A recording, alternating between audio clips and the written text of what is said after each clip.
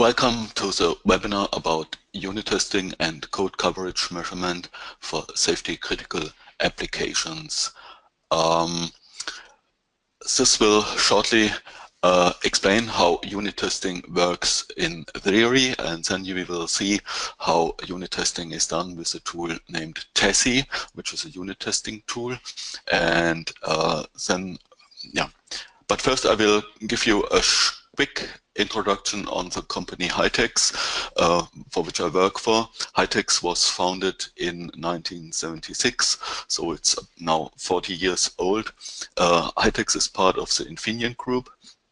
Hitex has a subsidiary and partners in all regions of the world. For instance, for France, it's the company Neomore. Hitex is a leading provider of development and software quality tools, and especially Hitex sells, markets and trains for Tessy and provides also first level support for this tool.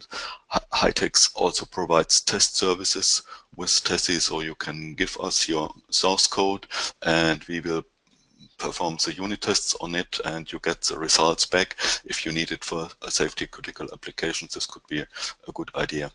Hitex also does engineering, production and consulting for various things, and because we are a daughter company of Infineon, we are also Oryx preferred design house. So if you have problems with an Oryx design, you can ask Hitex to help you. The tool Tessy is developed by a company named Razorcat in Berlin, but it is distributed by Hitex. The webinar here is recorded and you will get access to the recording. We will put it on YouTube, and you see here on the right-hand lower part how you can search for such videos which we have on YouTube. And a second thing is, if you have questions, you can ask this question during the webinar using the webinar tools. There's a possibility to post questions, and we will answer these questions after the webinar by email as good as we can. Okay, so let's go to the main part, the actual part, unit testing and code coverage measurement. I already told you that we first have a part about unit testing theory, so you can understand how it works, and then we will see how it is done using the tool Tessy in practice, and also how code coverage measurement works. And concluding, we will have a short section about additional features of Tessy which will not be mentioned in the second part of this webinar. Okay, so let's start with the unit testing theory.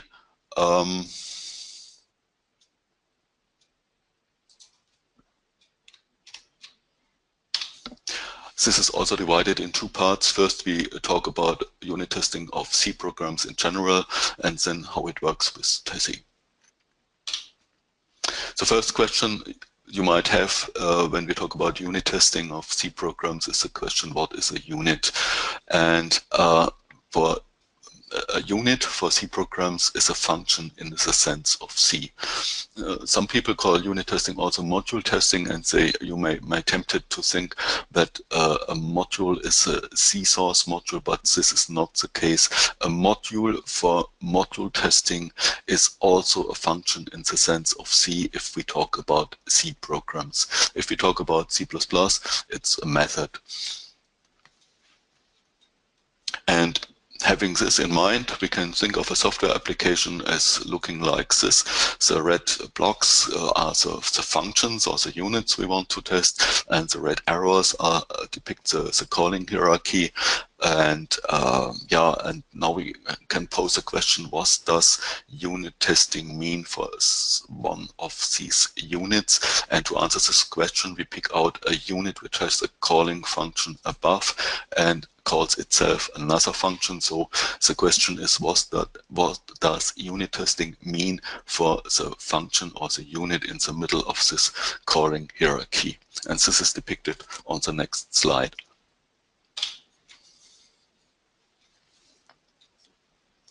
Unit testing means that you isolate the unit under test from the rest of the application and test it comprehensively, one by one, each function by itself. Isolation is in two parts. Isolation to the calling functions. It means you do not depend on that the unit under test is called by the application, but the unit under test is called directly. And isolation also means if the unit under test calls other function, maybe several other functions, these calls are replaced by so-called stub functions. This has the advantage that you don't need the parts of the application which are called by the unit under test. So they may be under development and not ready for usage. And it has also the advantage that you have control what happens outside of your unit which you want to test. So the isolation gives you determinism. So a unit test is deterministic, so it always gives the same result, should give the same results. It means unit testing is reproducible, and this is a prerequisite for regression testing, and regression testing is something that is required by a lot of safety critical standards. Okay, so isolation here is depicted by this blue line, and I call this blue line also the interface of the function, and we will have a closer look on this interface on this slide here.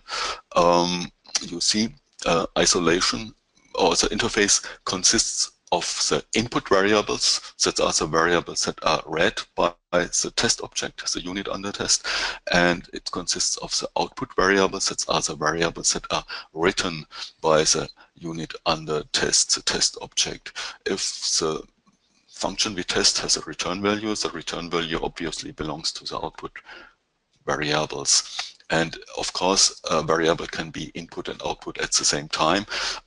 Both can be both input and output. Think of a global variable which is incremented by the test object. So first it is read, so it's input to the test object, then it is incremented by the test object, and then it is written back, so it's output. But the interface does not only consist of the input and output variables of the test object, it also consists, what is depicted on the lower part of this picture here, it consists of the parameters of functions which are called by the test object, because the values of these parameters are results of a certain test case. This means if the test object calls a function and provides a parameter value, obviously this parameter value was calculated by the test object, so it is a result. And if you think, for example, that the called function has a return value, hopefully the test object gets this return value and acts depending on the returned value. So the return value, for instance, is an input to the test object. So keep in mind, the interface also consists of the called function and the variables which are passed to these called functions and the return values. But later on we will have a simpler example where we only talk about input variables and output variables. Okay, so this means after unit testing, each unit is tested separately, isolated from the rest of the application, so each unit behaves as it should.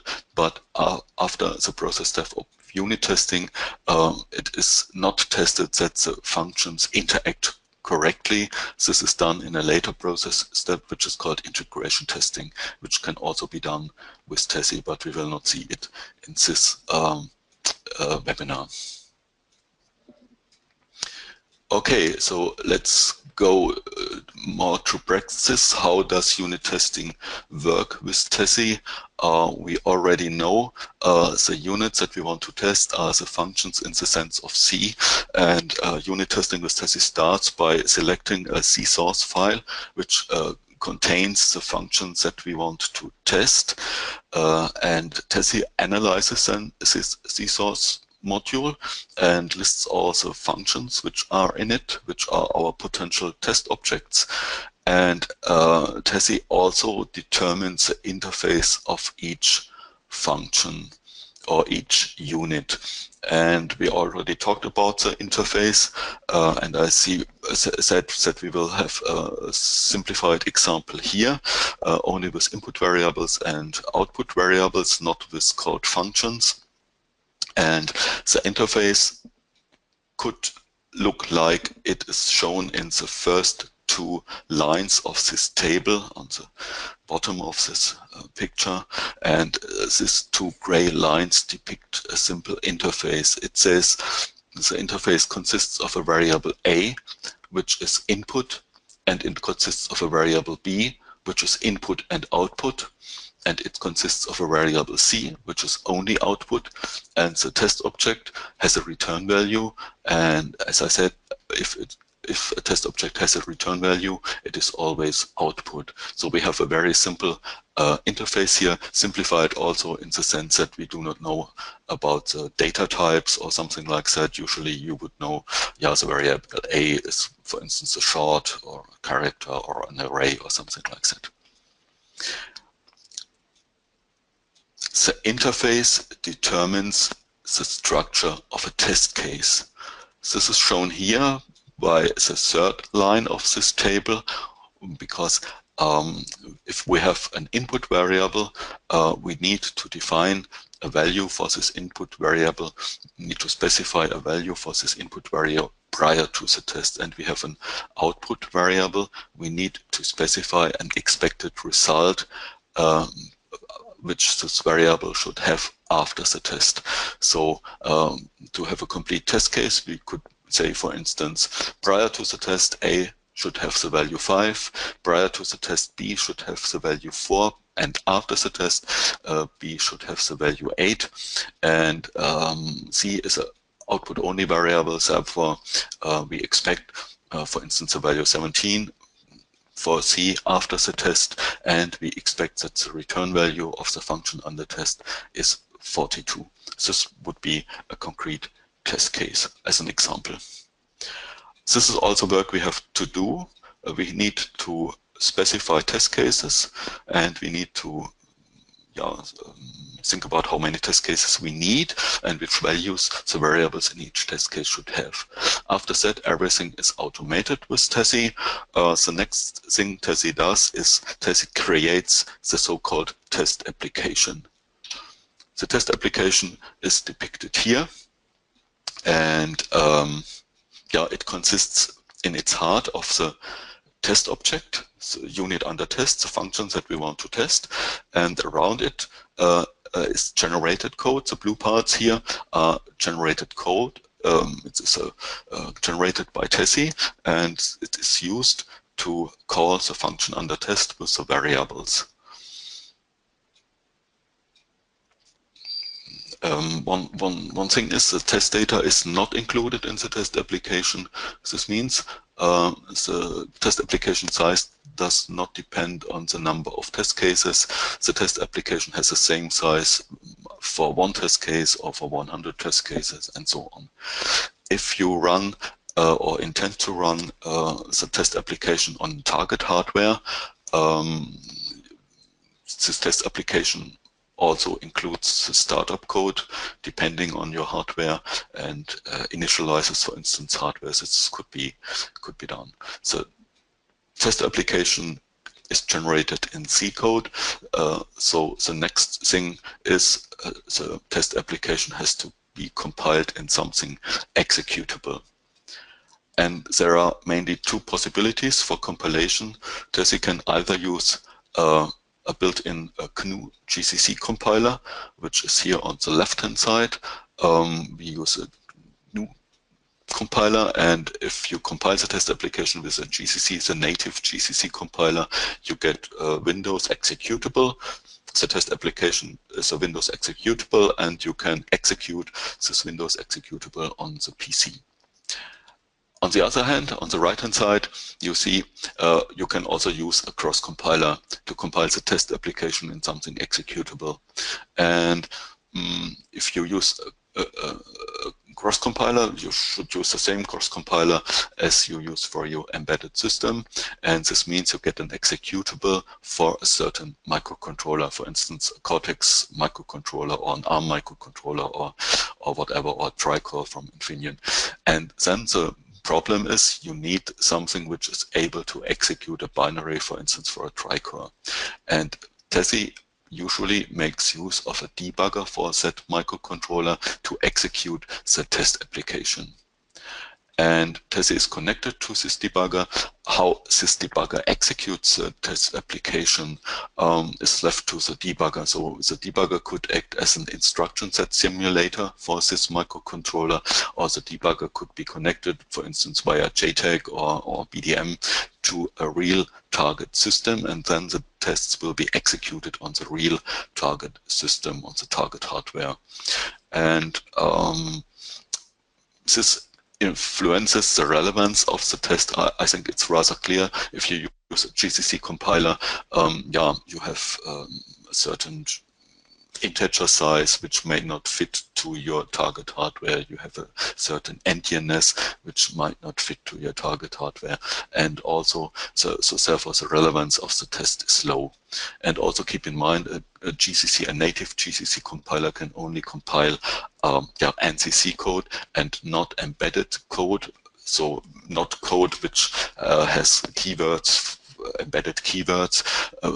If you have a test object with uses special embedded keywords, you should use your cross compiler, because this cross compiler is able to understand these special keywords which are not NCC compatible.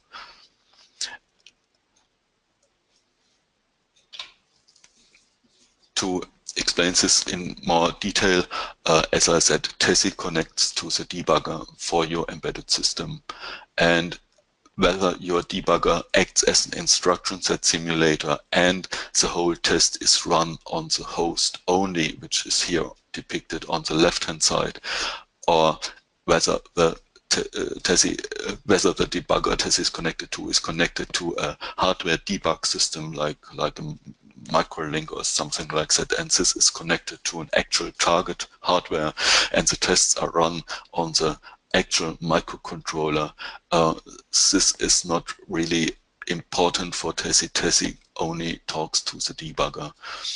And you can switch between the two possibilities which are depicted here. So that means execution on the host only and execution on the real target hardware by a simple click of the mouse if you want.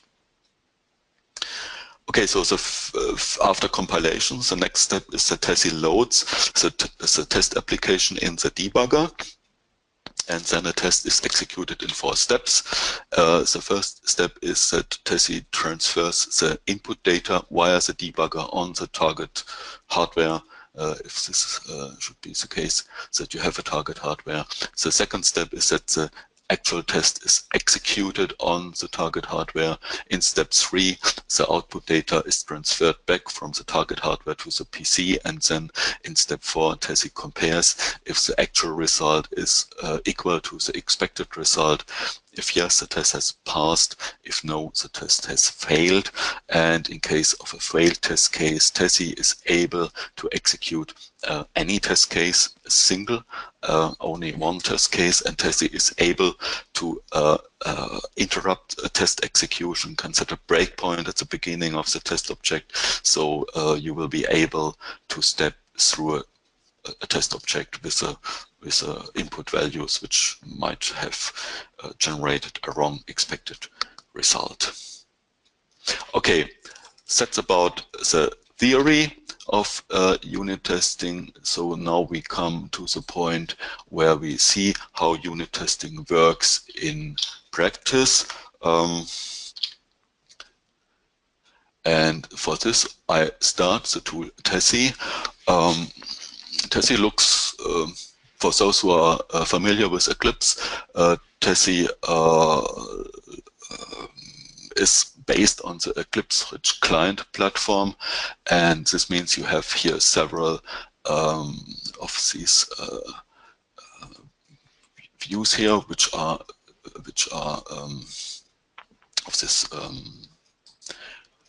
of these tabs here, which are devoted to certain tasks and which have the views that you need to confirm to fulfill several tasks. You see here we have a requirement management perspective, and we have an overview perspective. We have a perspective which shows us the interface. We will use it later, and we have an interface for test case specifications, the test data editor perspective. We have a perspective for the classification tree editor. We will not use this, and we have here a perspective for to see the coverage results. Testing starts in the project view of the overview perspective, and the test cases we will generate are organized in a tree-like structure, and this tree-like structure has a root which we call test collection. You can give it a name, and then you can build up a tree-like structure for your test cases. Here you have the possibility to have arbitrary folders. We can also give it a name. The leaves of the trees are called modules, and these modules are connected to C-source files, which then contain the test objects. So the next step is that we need to specify a C-source file. This is done here in the sources tab, and we can browse for a C-source file, and I would like to select this one here is value in range.c, and now we have done our preparations, almost our preparations. The second thing we might need to specify is to select the compiler. I use here the default compiler, the native GCC compiler, and if you want to use a cross compiler, you have to select the cross compiler here in this environment pull down menu, but we use a GCC compiler. Okay, all preparations are done. The next step is that we direct Tessy to analyze this C-source module, and this would mean Tessy lists all the functions which are in this C-source module, and Tessy determines all the interfaces of all functions in this C-source module. Our C-source module only contains a single function, which is called isValueInRange, and I would like to give you a short, quick look on the contents of this C-source file. We see here, okay, we have only one function in it, isValueInRange, and this function should solve a very simple problem. It should find out if value is inside a range or not. For instance, if the range starts with a value 5 and has a length of 2, so 5 is inside, 6 is inside, 7 should not be inside the range. But due to a programming error exactly for these 3 values, a wrong result is produced due to a programming error. Okay, so Tessy has determined it's only one test object inside this C-source module, and Tessy had also determined the interface of this test object, and we can have a look on the interface in the interface editor perspective. So I switch to the interface editor perspective, and on the right hand side here I see the interface. This test object has a very simple interface. It has no external function, no local functions, no external variables are used, and no global variables are used. This interface, or our function under test, has only 2 parameters. The first parameter is a structure. The structure has 2 components. The structure depicts the range, and the 2 components give the start value and the length of the range. And the important thing that is that Tessy has determined that the passing direction of these 2 variables, which gives the components of the structure, are input. This means you have to specify the values for the start value and the length prior to the test. And also the second variable, the value v1, this is a variable we want to know if it's inside the range or not, is also input. This means we need to specify a value prior to the test. Output in our example is only the return value of the the return value of the test object, and as I said earlier, if there is a return value, it's always output. Okay, so the next step would be to specify test cases. Test cases are specified in the test data editor perspective, and as I said, the interface determines the structure of the test cases. I switch to the test data editor perspective, and on the left-hand side, I can generate a new test case, and if I do so, I will get a column here on the right-hand side to specify the test cases. If I click on New Test Case, I get a test case here, and I get a column for the values of this test case here. And I'm now able to specify test cases. For instance, I simply can enter interactively, manually, some values. I use a value 2 for the start of the range. I use a 5 for the start of the range. I use a value 2 for the length of the range, and I want to know if 6 is inside the range or not. And so these are the input variables, and on the lower part of this column are the expected outputs. So I need to specify an expected result, and the correct expected result for these input variables would be yes. So a result is an enumeration type which can only have the values yes and no, and Tessy knows that already, so I can only select between yes and no. I'm now able to duplicate this test case by copy and paste, and if I do so, I get a second column here. I can change the value 6 to 7, and as I said before, 7 should not be inside the range, therefore no is the correct expected result for this test case. But I also told you that this test case will fail due to a programming error. Having specified the test case, everything then is automated. I can execute the test cases by simply clicking on this play button here, the execute test button. So Tessy now generates the test application, compiles this using the GCC compiler, executes the tests, and you see that the first test has passed because we have a green result, and the second test has failed as expected. We can, if we want, very quickly generate a test report by simply clicking on a button. So we get a test report. For instance, here we see the first test case has passed. We have a green tick mark here, and the second test has failed. We see the red indication here, and we have all the values and everything. It's just a click of the mouse to get such a test report. But usually you make test reports after all tests has passed. So our next step is to find out why the second test case has not passed. And I said we can execute a test case alone, and we can also set a breakpoint for the test case execution. And I want to do this for the second test case. And I have a tick mark here which says define breakpoint at test object. This causes the test execution to stop at the beginning of the test object, and then I can use a debugger to step through the test object with these values. In our case, the debugger is the CDT debugger, which is included which is from Eclipse, included with Tessy. And if you use a cross compiler, you would use your debugger to execute the failed test case. Your debugger could be, for instance, Microvision from Kyle, or a Trace32 from Lauterbach, or something like that.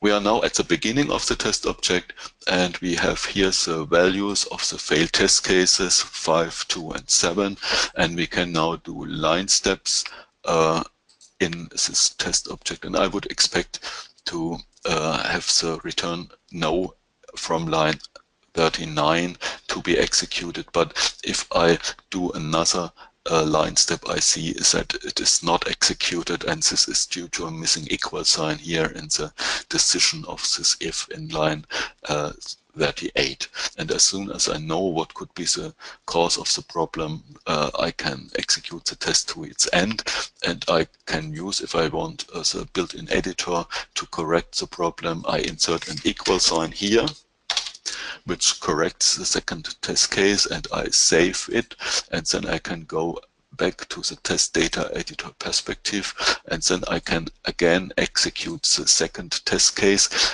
In this time I do not tick the define breakpoint a test object. It means this test will run to its end, and we will see if the test now passes or if it is still failed. And Tessy generates a new test application because the heart of the test application was changed.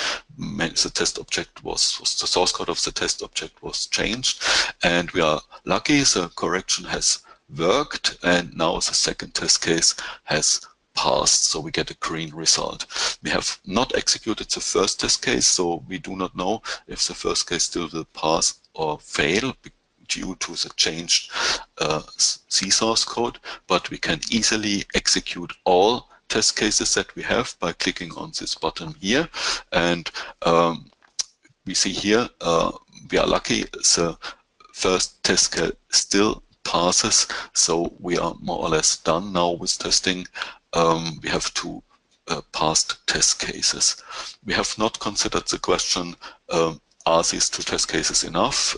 Should we use other test cases? We just have used these two test cases. One thing we can check is, have we got 100% code coverage from these two test cases? And this is very easily to find out with Tessy. I can simply execute the two test cases and say I want to measure code coverage. This is done by instrumentation, and I can select the code coverage measures that I want to use. You see here, Tessy can measure statement coverage, branch coverage, decision coverage, MCDC coverage, multiple condition coverage, and entry point coverage. And there's even one coverage which is available for integration testing. This is called function coverage, but you cannot use it for unit testing as we do now.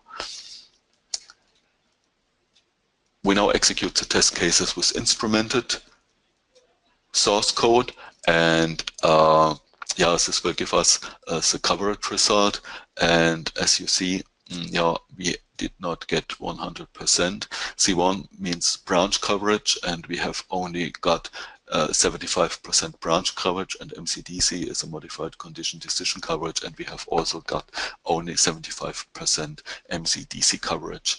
And to have a closer look on which parts of our test object were not executed, we can switch to the code coverage viewer perspective, and doing so we see a flowchart of our test object in the middle window, and we have also the source code on the left hand side here, and the source code is displayed in red and green. Red means obviously not executed, and green means executed.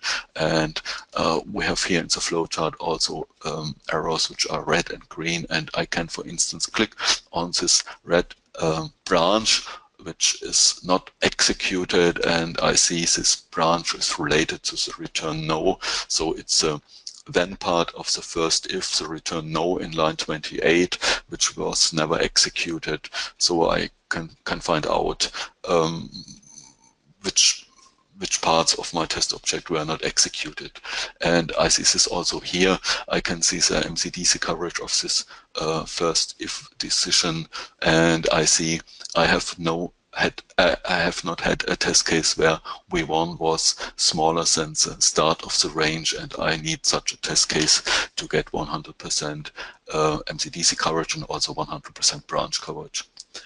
I could also select, we see here the accumulated result of two test cases. I could also select only one test case, for instance, the second test case, and this gives me the path of the second test case. And so we see, for instance, that the second test case took the then branch of the second if.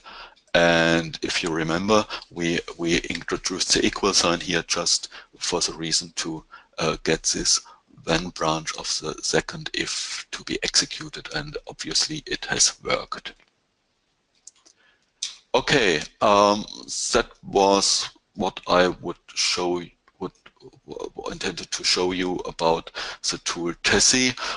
We have not mentioned a lot of things which Tessy is able to do, and I would give you a very quick overview what you have missed. So I will simply show you some additional features of Tessy, and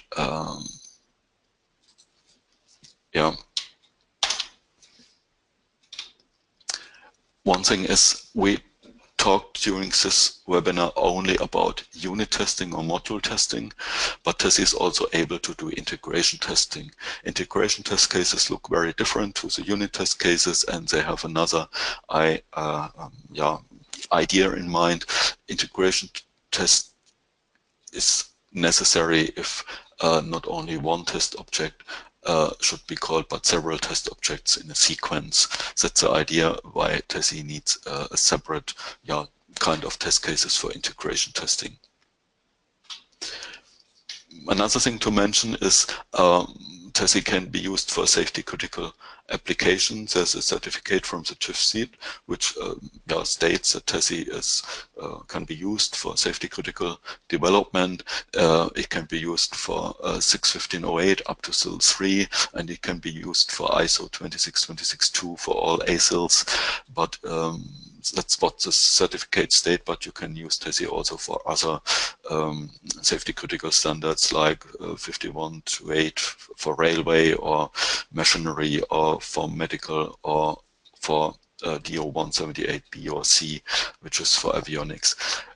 There's also a tool qualification package available for Tessy, so you can validate Tessy by yourself if there is a need for this. I showed you that Tessy has a requirement management perspective, so Tessy includes a requirement management system. You can specify requirements, you can link requirements to test cases, and you see afterwards if all requirements have test cases which have passed or not. You can also import requirements. If you have your own requirement management tool, Tessy can, for instance, import requirements in the rec.if format, which is the standard format for test case for requirements. So Tessy, you can generate your own requirements with Tessy, or you can import Tessy from your existing requirement management system. I have, in the example, I have specified the test cases just as it comes to my mind. Tessy includes a component which supports the classification tree method, and the classification tree method is a method for test case specification, and it's a systematic method for test case specification, and it is, in my opinion, very important that you care about your test cases, and you should get high quality test cases. This is very important, and Tessy supports it by a perspective we have not seen until now. That would be a complete different webinar. Tessy can display test data graphically. For instance, you see here 20 test cases where the input variables here have this steps, and the actual result is in green and the expected result is in blue, and obviously the tests were executed and most of the tests gave the expected result, besides the 3 test cases here which are marked. So just to keep in mind, Tessy can also display test data graphically. Tessy also features a command line. So you can operate Tessy in headless mode without user interface. This is very important if you want to do continuous integration, because then you have integration server like Jenkins or something like that, and this integration server continuous integration server relies on having tools which are able to be operated by command line. Or you can you can set up your batch files for several tasks. So keep in mind, Tessy has a command line, and Tessy is able to operate in headless mode. Okay, this was the end of the additional features. So I come now to the end of the webinar. So I have here my contact data. So if you have additional special questions which you don't have written in the webinar tool, you can also write me an email or can call me by phone if you want to discuss special features or have special questions. So thank you very much for attending.